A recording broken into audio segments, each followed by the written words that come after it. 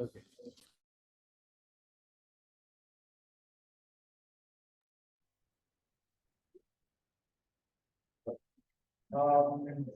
Yeah. Okay. Thanks. Actually, the title of the talk is a slightly bit blind. Oh, blind sorry. but no, I just yesterday changed.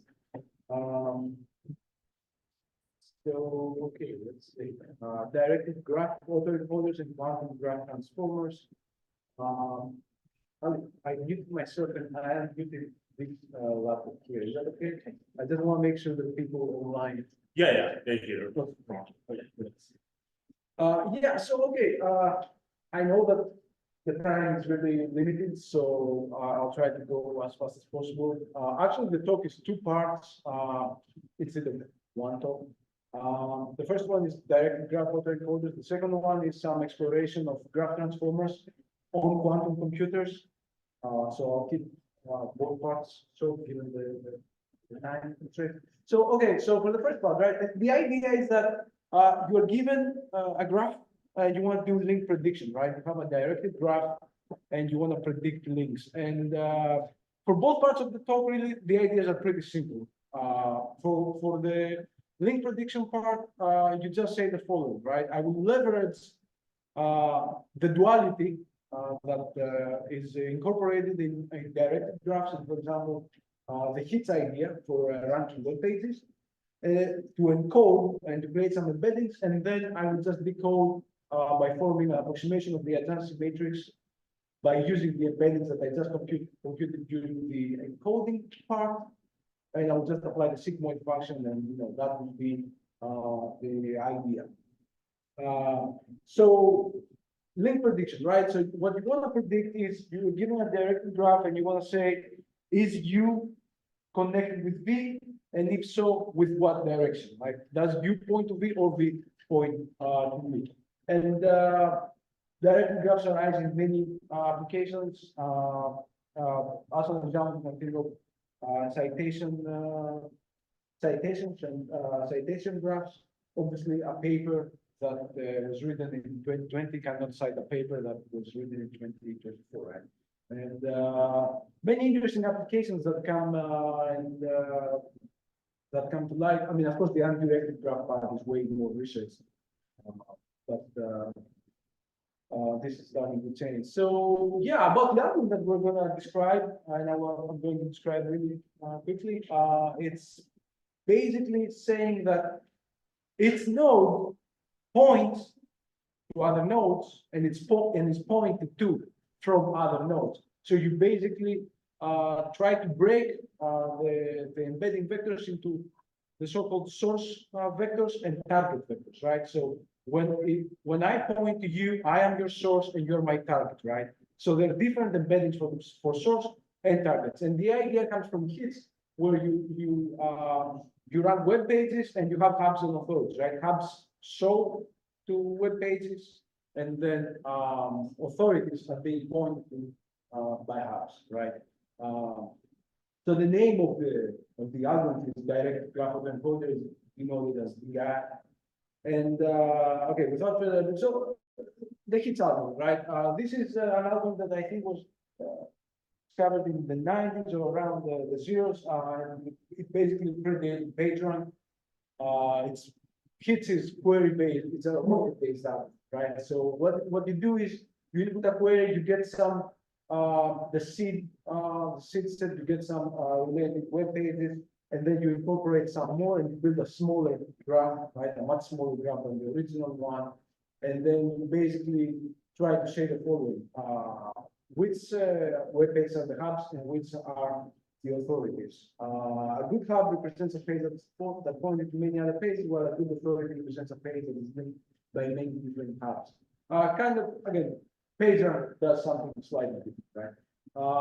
So an authority value is computed as the sum of the scaled hub values that point to that page. So in other words, if three of you point to me, then you are the hubs, I am the authority, and I get the contributions from you, but I scale because three different web pages. So to me, likewise, a hub value is the sum of the scaled authority values of the pages it points. So again, there is a direction conditionality. If I point to you, I am your hub, you are the authority, and then there are source and target scalars or vectors, if you like. So in the language of linear algebra, you can recover the source by doing the forward path, right? And you take the adjacent and multiply it with the authority source, and that's how the hubs are determined. And then you do the same with the transport. So basically, outgoing links imply multiplication with A, incoming links imply multiplication with the A transpose. So now, high-level idea of what we're going to see, like we're not interested in ranking, we are interested in link prediction. However, for the first time in 2022, the paper that appeared at AAAI, the idea was to leverage ideas for kids for graph convolutional networks, right? For directed graphs. And we don't have having authority vectors, right? But we call source and target vectors for the link prediction problem. So if we were to enrich, let's say, a hits-like idea for graph neural networks, what would we do, right? I mean, we would replace the hub of authority vectors with learnable vectors, right? So this S, T, S, T, and T. S and T, you know, or even one of them is just some initial bunch of future vectors, right? The initial embedding, and then TS and WQ are learnable matrices that are going to be learned by the neural network itself, right? So if you were to incorporate that in the previous slide, a hits-like approach would give that your source is A times the target embedding times the learnable matrix WP, and then likewise the target. Now you cannot not add non-linearities and self-links to finalize the important part. So from here, you can go to an idea like a graph convolutional network, right? And you add self-links, that's the prevalent idea in graph convolutional networks. And if you know the non-linearity, I mean, by the railroad, for example, by that kind of graph, again, you have exactly that. And here, you see some matrices alpha and beta. And the idea from that comes from some recommender system work that we did earlier at IBM, where you basically have the cosine similarity, but then, I mean, you have the dot product similarity, right? But then the dot product is between two vectors of A and B. You have to take the norms, and then you have to take the angle, right? So by scaling the norms by alpha and beta, you give different attenuation factors to the angle versus the magnitude and vice versa, right? So this part was not there, so we added learnable scales alpha and beta to balance the contribution of the in degree and out degree to the alpha. And then to perform the link prediction, you can just apply a signal to a low-rank actually. So just for demonstration purposes, where I say this for inference, imagine if you are node I and you're being pointed to by J, then if you want to gather the information in a message passing manner from all J's that point to you, you just multiply with the A transpose. Now, what happens though if when you're pointing to by many different J's or J in particular shows to other points to other nodes and not only you, then you have to scale, right? So basically, you take one of the three parts that J has to give. So basically, this means that we divide by the out degree of this J node. This is the page idea. And then if you have many J's that do that, say here, around you, you also have to scale with the incoming links to you, right? So you're being targeted to by different nodes. Now those nodes have an outgoing degree, but you also have an incoming degree by those that point. So basically, you start from here, and then you go here, and then you add one more scale because you scale the incoming connection, right? And so you end up with something like this that is almost a graph convolutional network if you add self-links and if you scale. Now you do the same exactly for the outputs, right? So there's some duality. This is what I'm going to do. So when you show to someone and you don't consider what is in the incoming links, but only the outputs, when I now point matrix A versus the point Y, you multiply with A, with the that's matrix A, so the outgoing matrix, right? And combining this, you come the hits, right? Idea that that's where you have J and I, and I, J, and equals like that. So this is connected.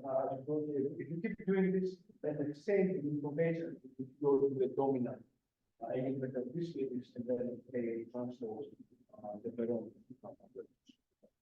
And okay, now combining all these again, the method passing from incoming links, outgoing links, and then the hit idea, you start forming big data directly.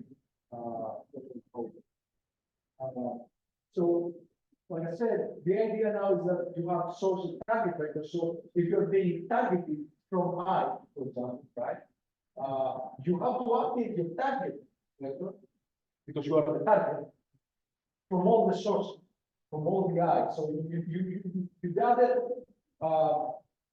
Okay, let me actually go to the slide. So if you're here, it's the same principle, right? Your TI, right, must be dependent on the S stage. So you have two other independent stages. You don't have one because now you are directed to another one.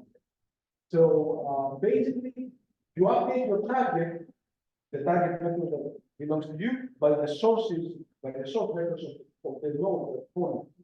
And so you do this, and then if you write it in a matrix notation, you end up with something like this, which is the encoding part, right? And then you decode by for the idea by taking the rank one actually the rank K updates. Actually, this is a better slide. So to reach the direct graph encoder by leveraging ideas from the graph function network entries, this is just a simple representation. You take your transit matrix, you add a self-reading right by the identity matrix there, and you do the same thing with the output. So that's why from the B plus and B minus matrix that probably the output reading, B plus holds the output reading the diagonal, then B minus holds the input of the diagonal, which is a diagonal. So you add the identity, you add the names, and then you shade by alpha and beta. And then you end up with an A matrix, right? It's again the scale based the cyclical data matrix.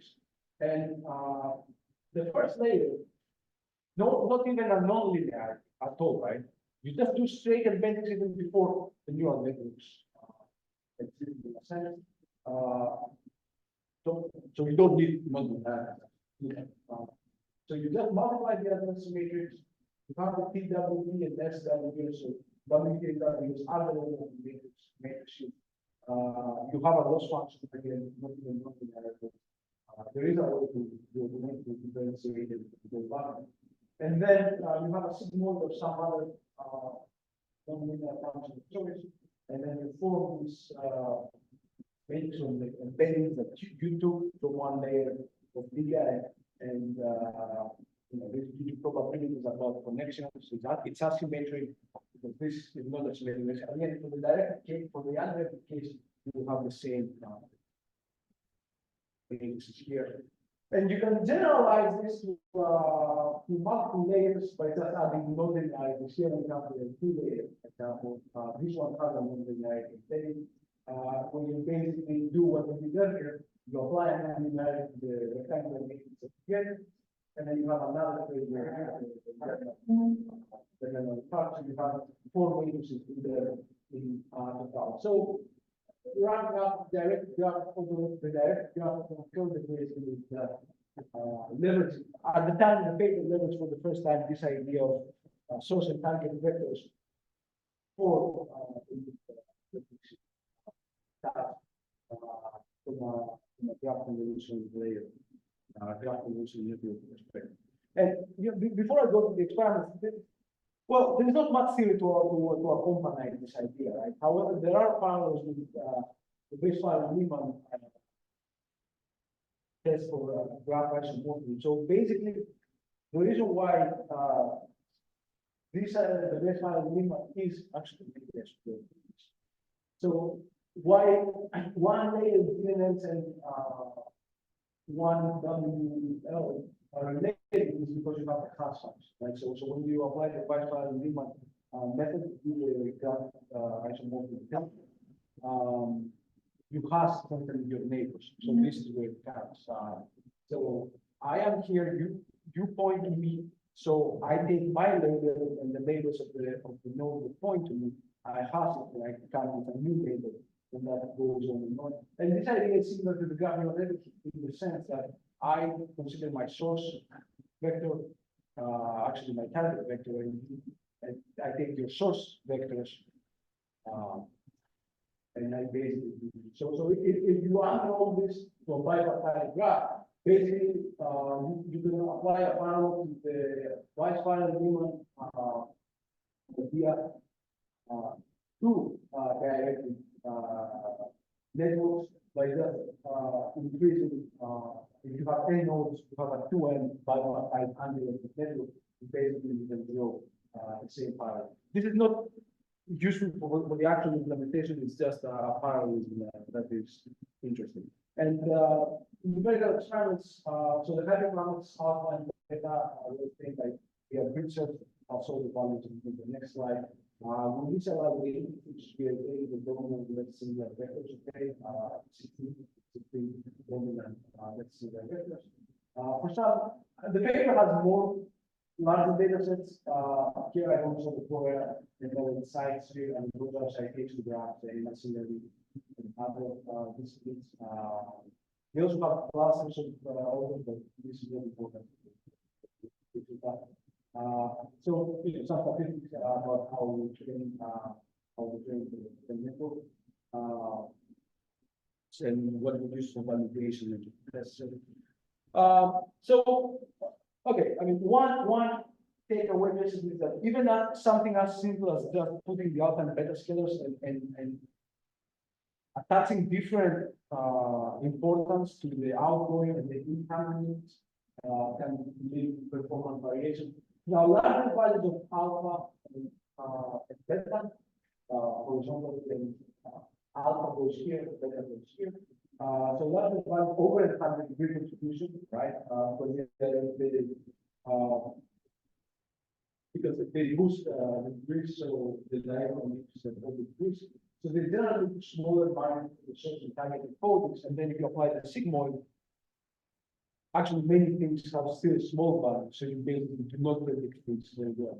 So that's why, and actually this is in the good case, in the paper in the appendix, you can see that when you have both alpha and beta large or small, you go to the performance, to the alpha and beta right, performance degrades. It seems that the best results are for around alpha and beta are about a half, 0.5. Surprisingly, this is true even for models in recommender systems when we do something similar. There it seems that a small positive value was also the best performance. And then small values of alpha and beta under right? So they generally make larger spectrum intervals. What I mean by that is that so the blue, orange, and green line, right? We have alpha and beta 0.5 and 0.8 respectively. So basically, when you use small alpha and beta, you just kind of compress all of the information into a bunch of directions, and that is not thought out very well. Right? So on the other hand, if you have 0.5 for both alpha and beta, this is true, right? You have a smaller picture. But in any case, smaller alphas are important for the to make the connection, right? For performing they formed by I, and then smaller values of beta are reinforced by alpha. So basically, why it works is because you can tune during the network, during training, can tune the network to give higher consideration to different things. And let me see. Okay, and just to conclude this part, here is a table against some other ideas. Gravity. I think gravity and source target are the same paper. Gravity produces the concept of vertex mass, while source target is something less less refined, it's less advanced. It uses an embedding of size 2 for its node, it stacks a social attack that you have the same training base. So basically, this is the one that is the most powerful to direct graphical encoders.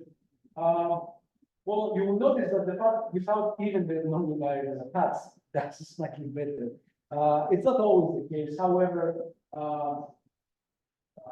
depending on the problem, you might not even need the full-blown part of neural network, and kids like idea might look just fun.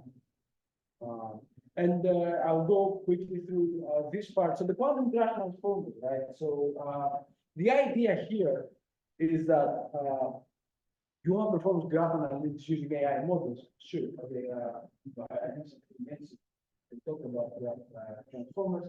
We work on graph transformers. That was the original talk that I was planning to talk about.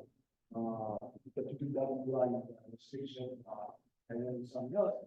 This paper, I think this work, published at ICAS last year, and well, the idea is to take the graph transformer architecture and map it to a quantum computer. Now, when I say map it, I have to admit that I'm very optimistic, right? I mean, and almost everything that I'm going to talk about could be done and implemented in a very, very different way. So I say quantum graph transformer, but take that with a pinch of salt because the topic is far from here, and I mean, too complicated. So why do you want to graph transformer? Because due to the attention, you have all-to-all connectivity, right? So you can discover latent connections that are not yet are not there by structure enforced from the advanced meeting. So they can potentially be better performance in terms of accuracy, how you train them, and how long it takes. That's a completely different discussion, right? So at the time, I'm not even sure now. There was no related work, so we said, okay, maybe we can try it. Quantum computers now, I don't know how many of you are familiar. They are just non-classical computing paradigm, right? That they don't use bits 0 and 1, they use qubits, which can be in a superposition of 0 and 1. So basically, you can be anywhere in a sphere, and by virtue of that, they can supposedly compact and transfer much higher volumes of information. They are post-quantum architecture means they don't have memory. They carry information and compute on the fly. So the memory element is also this. Now, what you need to know is that no matter how tough it is to deal with the notation or the architecture or hardware or devising sustainable algorithms for these devices, what they are really is matrix vector engines, and basically they take a state and they apply gates, which is nothing else than unitary matrix vector products. So they transform an initial state to some other state, right, that you don't know, but you can measure collapse essentially, and that's it. And by saying measure, the moment you open a quantum computer, so to speak, you don't know what was in there, right? So basically, you have a quantum state that you will have to collapse to 0, 1, 5 bits in the end. However, this is very probabilistic. You don't know if you will get 0 or 1. It depends on the amplitude, so you never know. So you have to run the experiment again and again and again. So I'm not going to go through all these details. However, if you want to do a proper study of quantum graph transformers, the subject is basically others. So and so we try to do a first exploration. So I say that what we're going to discuss next is far from exact science, and what I mean by that is that while sound, many things can be designed in a different way, right? So the idea that you have in graph transformers is you start with a graph abstraction encoding, right? That you are embedding a feature vector that you have some positional encoding as well. And then you have the attention, right? So this is graph transformer 1, graph transformer 2. Then when you go to the quantum part, you have to encode this graph structure, right? The initial embedding with a quantum circuit. And then you also have to do the attention mechanism, right? And obviously, there is no attention mechanism in that computer.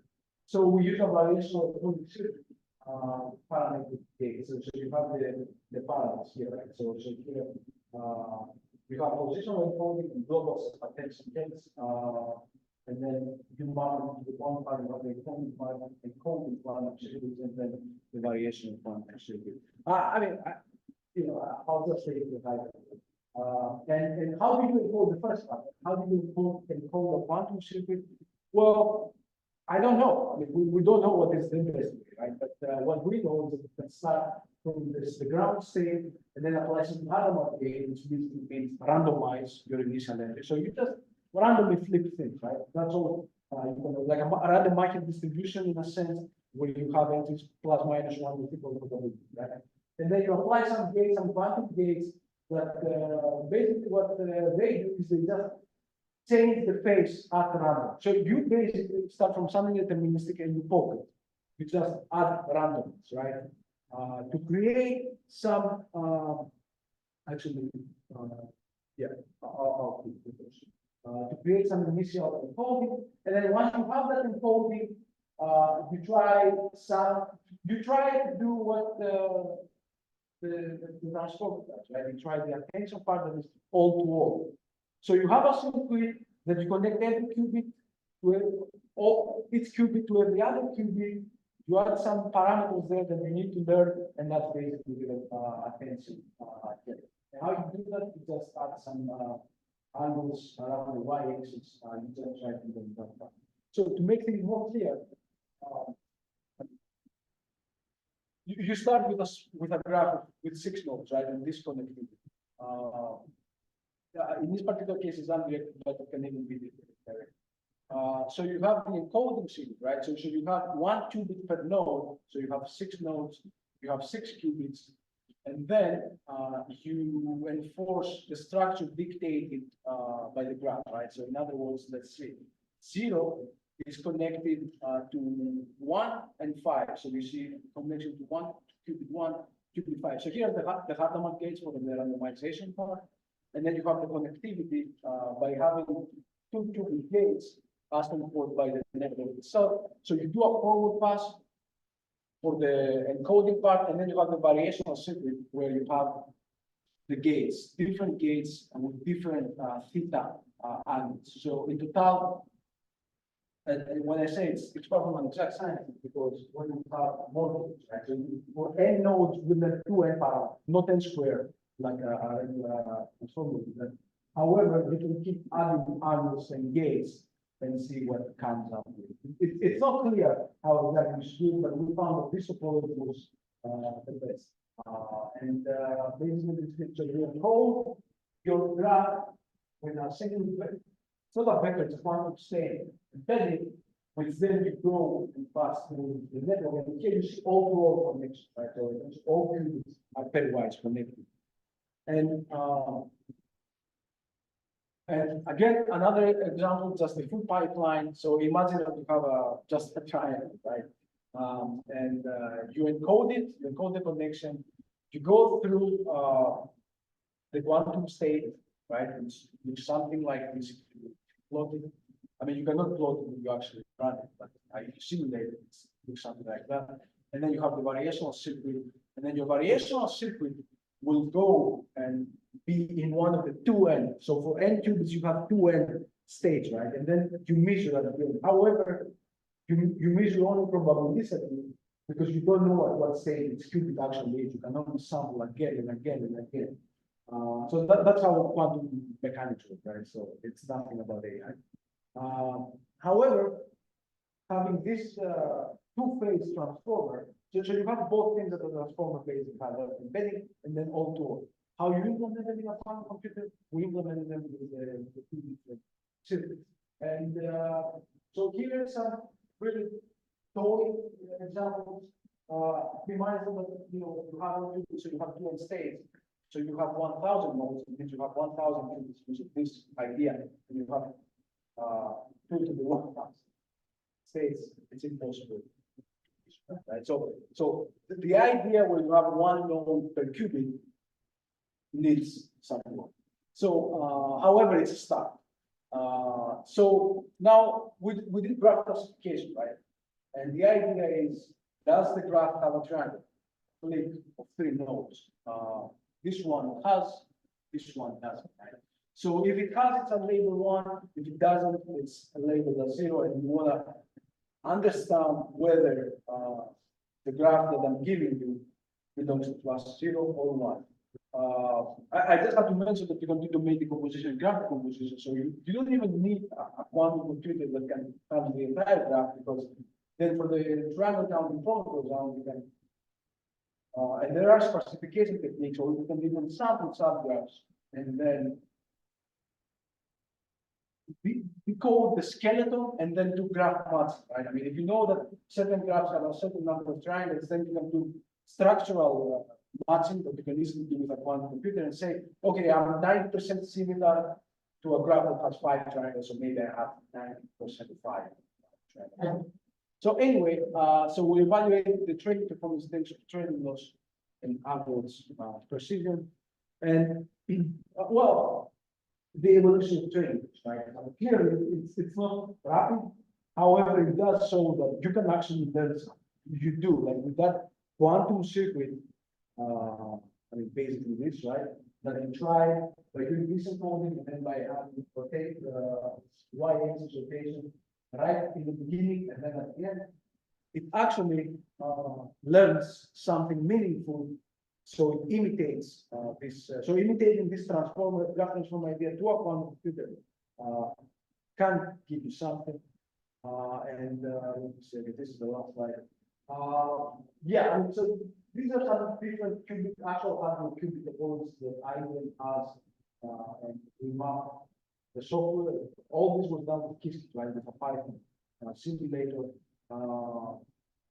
and to these different architectures. And what initial other precision shows is that we took some slightly boosted random choices. That's why you see it fluctuating around 0.5, because we started with some angles that were giving something better than 0.5, and then you have you incorporate the angles of what you learned with the quantum graph transformer, and you go close to 1. Admittedly, the problem is not really tough, but it shows that you can actually learn something.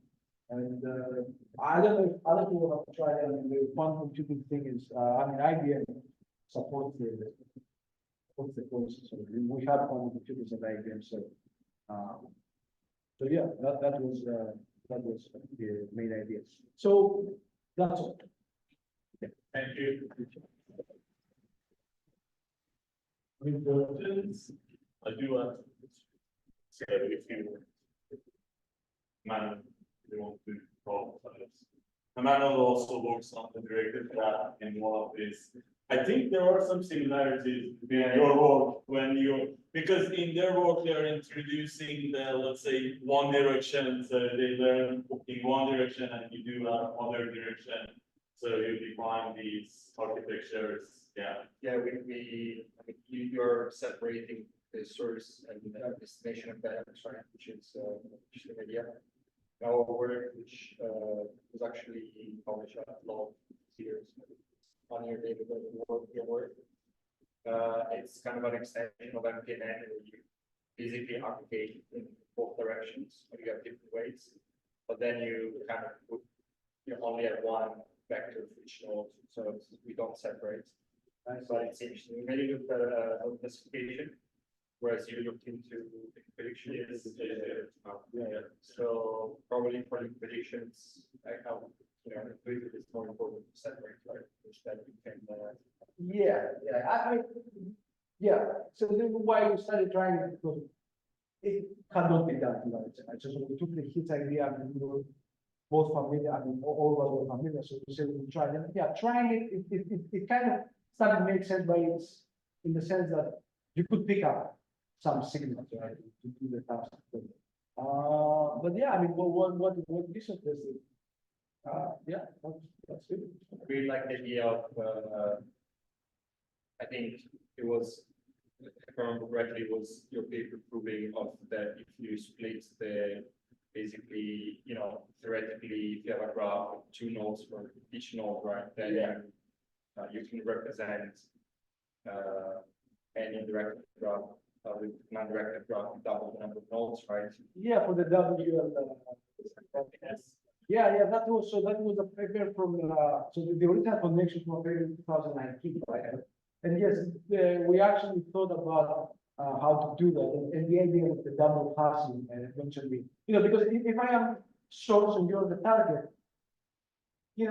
if I do WL directly to the case, it's like I'm mixing source and target. So we said, yeah, let's just have 2 times the nodes and the work out.